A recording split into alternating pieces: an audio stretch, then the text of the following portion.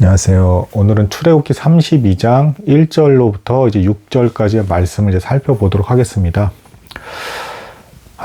대단히 이제 비통한 장이라고 이제 말씀드려야겠습니다. 왜냐하면 이제 아담과 하와의 타락 사건 이후로 이제 하나님께서 또 따로 구별을 지어서 백성 단위로 민족을 이끌어서 애굽에서 구원해서 광야로 이끌고 왔는데, 이 백성이 완벽하게 이제 그 하나님께 이제 돌아오는 것이 아니라 이제 돌아서는 이제 배반하는 행동을 했다.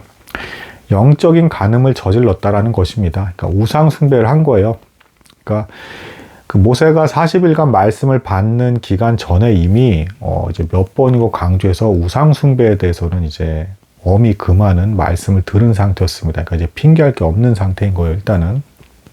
그리고 상황은 이렇습니다. 이제 모세가 40일간 이제 금식을 하게 되면서까지 밤낮으로 하나님의 말씀을 받은 뒤에 돌판에 이제 십계명 이 두 돌판을 받아서, 참고로 이 첫 번째 돌판은 모세가 가지고 간 돌판 가지고 거기에 이제 하나님께서 새겨진 게 아니라 이미 만들어진 상태였다라고 이제 보고 있습니다. 어쨌든 첫 번째 두 돌판이에요. 이걸 들고 내려가는 중에 이제 그 백성이 모세가 내려가는 중에 아래에서 백성 있는 진영에서 시끄러운 소리가 나더라. 근데 이게 안타깝게도 모세가 온다라는 것에 대한 환영식이 아니고 이제 그 우상 숭배가 저질러지는 그 순간이었다. 이렇게 보시면 되겠습니다. 이게 언뜻 봐서 이게 대단히 좀 이해하기도 또 힘든 그런 장이기도 해요. 왜냐하면 아브라함이 이삭을 기다렸는데 25년 정도를 기다렸죠. 근데 거기에 비하면 지금 이 백성은 40일을 못 견딘 겁니다. 40일. 대략 추정컨대 39일째에서 모세가 내려오기 하루 전에 이제 우상숭배를 이제 시행하고 막 이제 웃고 떠들면서 타락하게 되는 이제 그런 모습으로 이제 추정을 하고 있습니다. 자, 먼저 첫 번째 교훈부터 이제 살펴보도록 하겠습니다. 살필 게 대단히 많기 때문에 6절까지만 보는 거예요. 첫 번째 교훈. 자, 기다림이란 이제 시험을 겪은 건데, 이제 40일이었습니다. 근데, 못 기다렸다. 자, 이게 오늘날에 우리에게 주는 어떤 교훈은 뭐냐. 베드로 후서 3장 4절에서 나오는데요. 이제, 예수 그리스도께서 다시 오실 거라는 거에 대해서 의심하는 무리들이 있었죠. 그러니까 이제 오늘날에도 우리가 시험 받기 아주 좋은 게 뭐냐면, 과연 예수님께서는 다시 오실까? 도대체 언제 다시 오시는 것일까? 2000년이 지났는데 하면서 이제 의심하기 쉽다라는 것입니다. 하지만 분명한 사실은 이제 세상이 이제 마침내는 이제 그 새롭게 재창조가 될 때 예수 그리스도께서 반드시 재림하여 오신다. 우리의 왕이 다시 오실 거라는 것입니다. 이것에 대한 믿음이 이제 사라지지 않아야겠죠. 의심하지 말아야겠죠. 또한 이제 구약에서 이런 예도 있습니다. 사울 왕이 전쟁을 앞두고 사무엘이 치러야 되는 제사를 이제 너무 초조하니까 전쟁에서 꼭 이겨야 되니까 사무엘이 늦게 오는 것 같아서 자기가 제사를 지어버렸죠. 왕이 제사를 질 수는 없는 겁니다. 그래서 이제 결국에는 뒤늦게 온 사무엘에게 이제 왕이 망령되게 행하였도다라고 하면서 결국에는 왕위가 넘어가게 될 거라는 것에 대한 이제 저주의 말씀을 듣게 되죠. 이와 같이 기다림은 참 어려운 시험이긴 하지만 이제 끝까지 우리는 견디고 기다려야 된다라는 교훈을 얻을 수가 있겠습니다. 자, 그 다음에 이제 이제 본문 내용을 보시면 이 사람 모세는 어찌 되었는지 모르겠다라는 표현이 나와요. 이것도 사실은 이제 잘 살펴보시면 대단히 잔인한 표현입니다. 모세가 늦게 오면 걱정을 해야 되는 게 맞는 거예요.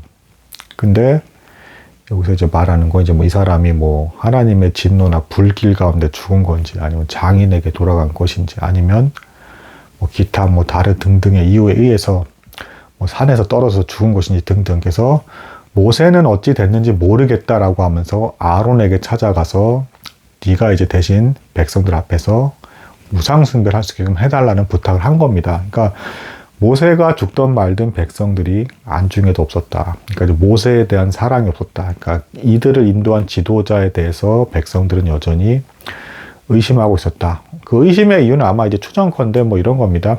모세가 우상숭배를 금하게 했기 때문에 애굽에서 가짜 신들, 우상들을 섬기는 형태와는 전혀 다른 형태의 하나님을 어떤지 섬기고 따르고 또 계명 역시도 하나님께서 주신 율법과 계명 역시도 너무 다른 것들이었기 때문에 이 백성들 입장에서는 너무 이질감이 느껴졌고, 그리고 실제로 정결하고 거룩해져야 됐기 때문에, 그러니까 우상 숭배를 할 때는 가짜 신이기 때문에 정결해지지가 않잖아요.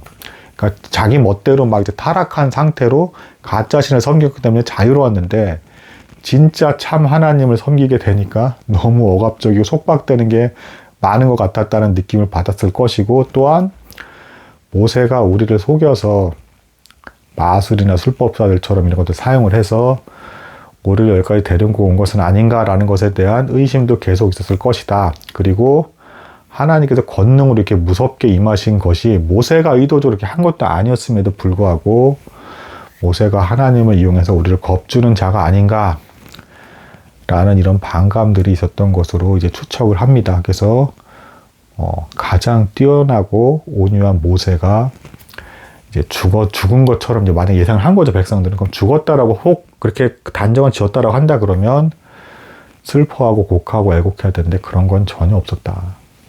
바로 새로운 신을, 그러니까 우리가 우상숭배한 신, 혹은 뭐 이 백성들 각양각색의 생각도 있을 테니까 애굽에서 인도해낸 신은 모습이 드러나야 된다라고 해서 아마 이제 황금 송아지를 만들게 한 백성들이 거의 다 했을 겁니다. 여기서 충격적으로 좀 더 이제 핑계대지 못할 것이 있어요. 뭐냐면 이 40일간 모세를 기다렸잖아요. 근데 이 백성들이 굶어 죽지 않았죠. 비록 모세는 없었을지라도 하늘에서 만나가 여전히 내려지는 상태였다. 하나님께서 여전히 백성을 돌보고 계셨다라는 것입니다. 근데도 의심을 한 거니까 할 말이 없는 거죠. 그리고 이제 아론이 이제 이 부탁을 받고 나서 전혀 이제 그 거부감 없이 이제 바로 이제 그렇게 하겠다라고 하면서 이제 백성들에게 금고리랑 이제 금팔찌 뭐 이런 것들 이제 장신구를 내놓으라고 합니다. 사실은 이 장신구들이 이제 내려온 모세가 명령한 대로 하나님의 성막을 지어야 되는데 쓰여야 되는 데는 재료였는데 이제 백성들이 타락을 하니까 우상숭배에 이제 사용이 되는, 그리고 이 장신구와 이 어떤 부의 상징, 그러니까 이제 이 장신구도 다 사실은 다 어디서 났습니까? 출애굽을 할 때 하나님께서 이제 장자를 치시고 나서 이제 이 애굽 백성들이 충격을 받아서 결국에는 원하는 데 다 줘버리게 됐죠. 하나님께서 얻게 만드신 겁니다. 마치 아브라함도 역시 애굽에서 이제 사라를 뺏기게 되었을 때 돌려받으면서 이제 재물까지 얻게 되죠. 하나님께서 그렇게 만드신 겁니다. 그러니까 이제 이 장신구들은 결국에는 하나님께서 얻게 하신 것이고 하나님을 위해서 예배에 이제 사용돼야 되는 것들인데 이제 순식간에 부패하게 되어서 우상들에게 이제 사용하게 되었다. 뭐 이렇게 됩니다. 여기서 이제 아론이 이제 전혀 이제 뭐 반론이라든가 아니다라고 이제 거절을 하지 않고 이제 그대로 이제 백성들의 욕을 들어주는 것에 대해서 뭐 이런 의견이 있습니다. 이 본문 이후로 그 백성의 지도자격인 사람들이 훌이라는 사람이 있어요. 훌. 같이 이제 모세와 함께 이제 뭐 산에 오르고 나서 이제 모세는 뭐 산 꼭대기까지 올라가고 뭐 이제 밑에 있는 사람들 이제 백성들 그대로 이제 다스리게끔 이제 했잖아요. 근데 이 본문으로 훌이 보이지 않습니다. 그래서 이제 뭐 유대 사람들이 이제 추측을 하는 겁니다. 유대 사람들이 전승이나 이런 기록에서 추측을 하는 바에 의하면 이미 백성들이 훌을 죽인 것 같다. 여기서 이제 맞아 죽었고 이 모습을 보고 아론이 겁먹은 것 같다. 뭐 이렇게 보기도 합니다. 근데 아무튼 아론이 어떤 사람입니까? 모세와 함께 동행하면서 10가지 재앙의 기적까지 다 한 사람이잖아요. 다 보고. 그러니까 해서는 안 될 일을 한 것이죠. 그래서 핑계거리가 없다. 그리고 아론이 엄청난 범죄를 했는데 그럼에도 그 이후에 대제사장 직분은 그대로 하거든요. 자, 이게 뭐랑 신약에서 비슷하냐면 이제 베드로의 부인과 비슷하다. 그러니까 이제 인간은 악을 저지른 겁니다. 베드로도 부인한 건 굉장히 큰 일이죠. 이제 우상숭배를 아론이 하나도 이제 뭐 겁을 먹었던 어떤 이유건 간에 우상숭배를 막지 않은 것도 굉장히 큰 죄예요. 근데 이후에도 하나님께서는 어쨌든 아론을 용서하시고 대제사장으로서 사용을 하심으로써 베드로도 역시 사도로서 계속 활동을 하게 되죠.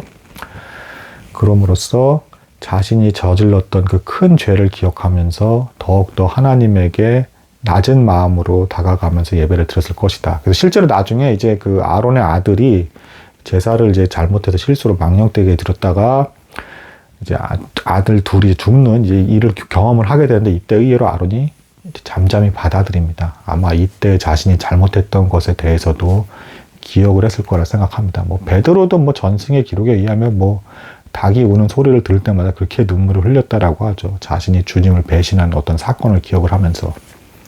그래서 인간은 그렇게 죄를 짓지만 여기서 얻는 교훈은 그 죄조차도 하나님께서는 나중에 자신을 섬기게 할 때 너가 그렇지 않았냐. 그러나 나는 너를 용서했다라는 그 사실을 기억해 하심으로써 더 열심히 섬기게 하는 도구로서 사용하실 수도 있다. 그래서 우리가 만약에 죄로 인해서 넘어진다 그러면 너무 상심해서 가롯 유다처럼 목숨을 끊는 어떤 그런 극단적인 어떤 절망에 빠질 것이 아니라 용서하신 하나님을 기억하며 더욱더 은혜의 보좌로 나아가야겠다. 뭐 이런 교훈을 얻을 수 있겠습니다. 그리고 뭐 최종적으로 율법은 율법 그 자체만으로는 온전히 백성들을 돌이켜서 하나님께로 돌아오지 못하게 되더라라는 것을 보여주는 것이고, 그래서 요한복음 1장에서도 모세와 주님을 계속 대조해서 율법의 모세와 주님의 은혜의 복음을 대조하더라. 그래서 주님의 복음이 완전한 하나님에 대한 보다